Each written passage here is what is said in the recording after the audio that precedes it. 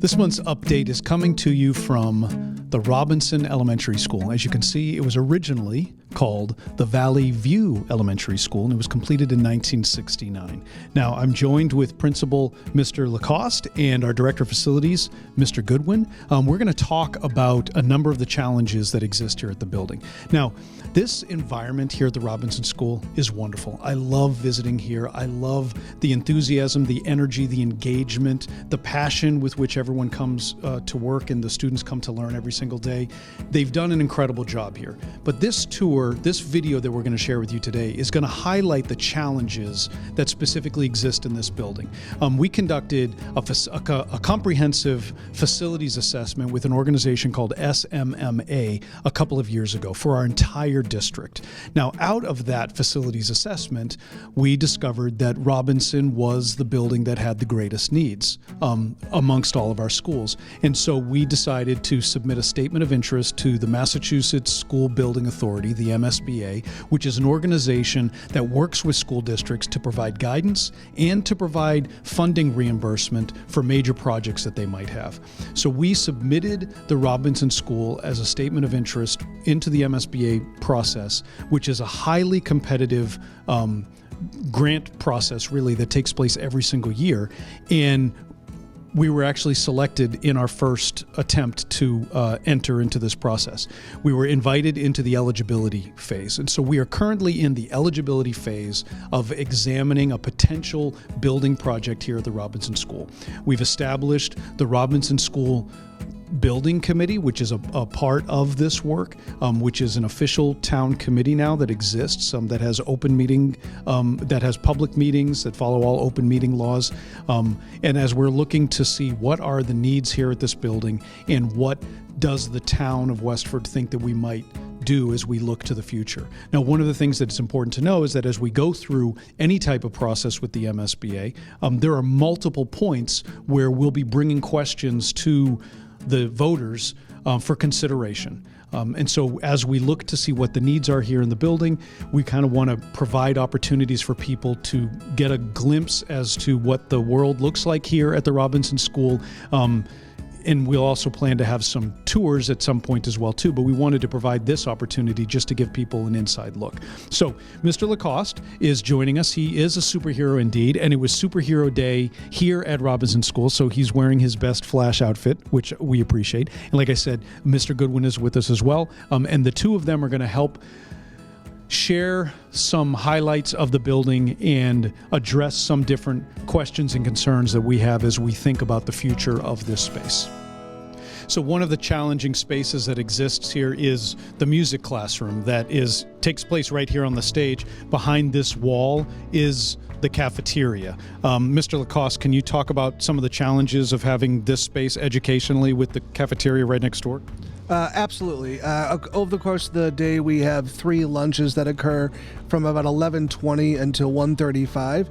And so when lunch is occurring with 100 plus kids on the other side of this space right here, our music class is trying to be held, and our teacher trying to hold the attention of all students during this time. Thank you. Can you think of any of the physical challenges, just even in this space, that it might be unique as opposed to other parts of the building? Absolutely. When the school was built, this was built to the standards of ADA compliance at the time. One of the issues that the space presents is accessibility for all students on the stage. There have been modifications over years to make it more accessible, but by no means does it meet modern day accessibility standards. We are currently in the nurse's office where we see all of our students, and current population at Robinson is 325. It can be a busy place, and the office itself is quite small. As you can see from the video, there is 1 cot, and that is it. In a very tiny bathroom for our nurse to be able to assist students who might need that necessary support throughout the school day. There's also very little opportunity for confidentiality within the nurse's office, which is something that is utmost importance for our students and staff. And this is definitely even just a concern comparing it to the other facilities that we have in the district, because this is incredibly small, only being able to really support one student at a time. And the other nurses' clinics throughout the district have some more space to it, and to your point, are able to provide some more privacy.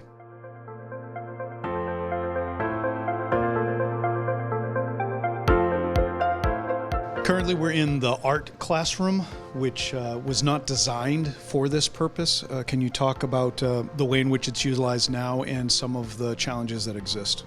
We currently hold art in this space, as it's one of the only places in the building that has a tile floor, so that students can create in a way that we can clean up after them.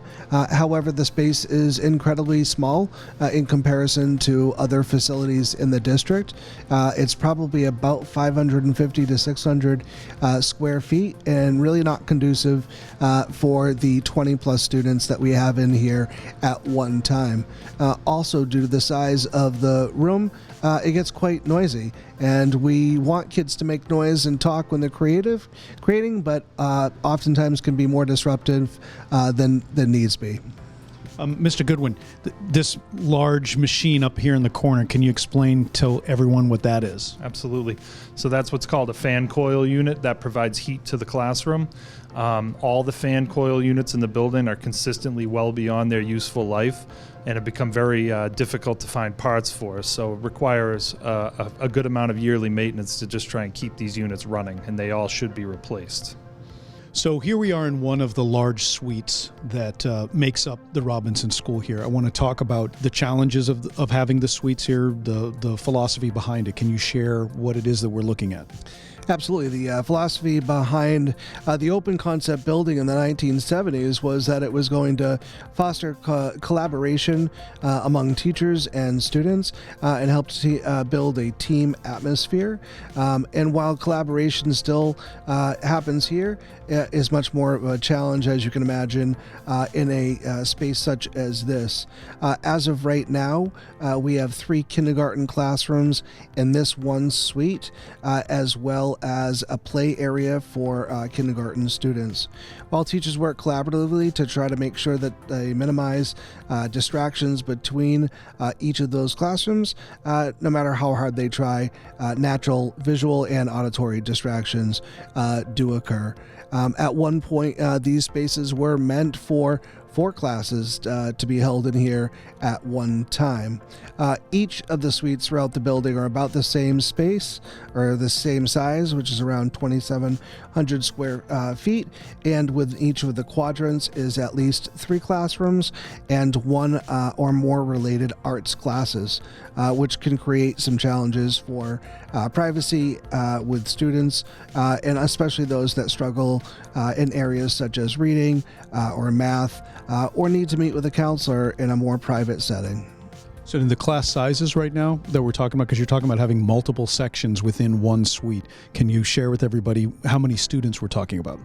Our largest grade level this year is 2nd grade at 129 students, and so we have approximately 22 students per each of those classrooms, which means in that one suite there are 60 plus students at one time. And so given the activity that's going on, it can be quite loud in the suite when you walk in. So it does create, as I said, some challenges with regard to teaching and learning.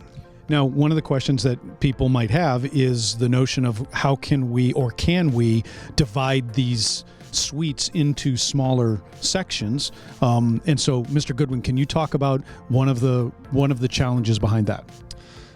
Yeah, sure. So as you can see up on the ceiling here, we have another fan coil unit. That's actually 4 individual units connected together into one large unit.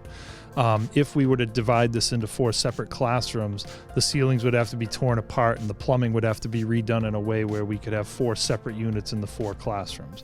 One of the other concerns with doing that is potential egress issues of dividing it into 4 separate classrooms. And in this corner that we're in right now, this classroom wouldn't have access to any natural light because there would be no availability to have windows here. And plus, having the hallways that you would need would just make these learning spaces even smaller. So we are currently outside of what we call the portables, which were added in the 1990s due to an increasing enrollment at the Robinson School.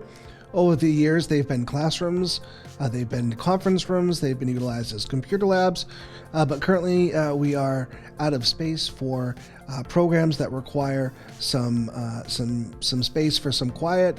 And so right now they are currently being utilized as an occupational therapist room, and also for some of our special education services that are provided to students.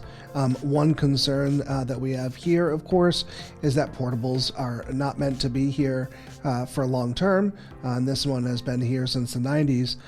And also the fact that this may at some point not be in compliance with the Department of Elementary and Secondary Education protocols or expectations. And that would be primarily based on the location because they're so far away from the general education classrooms? That's exactly right. So here we are in the heart of the building, which is where the library is located. Philosophically, that sounds like a great idea. Yeah, I've always felt as though the library should be the hub of the school. However, in this design, there are hallways on both sides of the bookshelf, and there's activity, of course, happening throughout the day. So while classes are trying to do research or to learn here in the library, there are students in classes that are entering and exiting their suites and their classrooms throughout the day. Additionally, to add to the noise is our current staff lounge, or our staff prep work area is directly behind me. So we have copy machines going, laminator going, and just lots of conversation that is happening that can enter into the noise of the classroom. Right. So again, it's not even that the hallways are near here. This is the hallway. It basically is the hallway with bookshelves inside of it. This, in fact, is the hallway on both sides of the school. That's correct. So as the door indicates, this was originally designed as a planning room for the teachers. During the open concept, they created a couple of spaces like this so that the teachers would have a more private place where they could collaborate. But because of the growing needs of our population and the students here, this is now being used as English language learning room to support many of our students who receive ELL services here. And so it was once designed to be a office or collaboration space, and now it is providing small group instruction for some of our students here. So we've talked about a few of the infrastructure challenges with this building, and so right now we're outside of the boiler room. I think we've been doing a great job maintaining the building, meeting the needs. We've made some upgrades over the years that were necessary, but there still just exist certain limitations. Inside this room, in the boiler room, we have 2 boilers, our generator. We have a compressor that operates the pneumatics that controls our heating throughout the building. And one of the main challenges we have is balancing the heat throughout the building. Pneumatic controls are an outdated technology at this point. And what we found is it's very hard to troubleshoot when we're having issues in balancing the heat. The airlines that control it are very hard to track down and chase leaks in those lines. One of the other concerns that we have in this building is storage concerns. As you can see with the footage inside the boiler room, there's 2 snow blowers that have to be stored in there because there aren't any other spaces to store that equipment. So storage needs are also a major concern here at the Robinson School.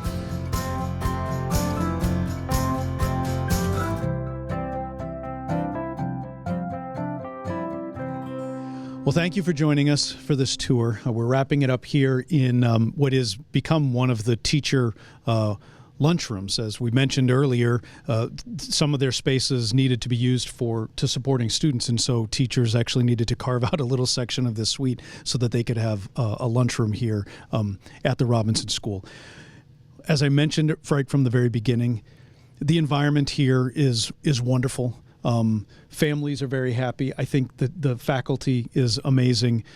What we really wanted to do is just show some of the infrastructure challenges, some of the challenges that exist in trying to make sure that the students have a wonderful day in a wonderful environment every single day as they come to school here, knowing that there exists some challenges when there aren't walls separating certain learning spaces. Knowing that if the hallways are actually what the library is, that there's bound to be some distractions and additional challenges in helping to maintain focus and remain engaged in whatever the learning is that's taking place. But it's important for everybody to remember and understand that as we are entered into this MSBA process, sometimes it takes districts multiple years to get accepted into that. And so as we bring different options to the voters in town to look at what might be considered here at the Robinson School as we move forward, we'll continue to communicate what the needs are, and we'll continue to communicate what those options exist. The MSBA, as they provide guidance, another important piece is that they do provide reimbursement, a certain percentage of reimbursement to the projects as well too. And so as we learn more as we go through this process, we will make sure that we share that and like I said earlier, that we communicate that effectively.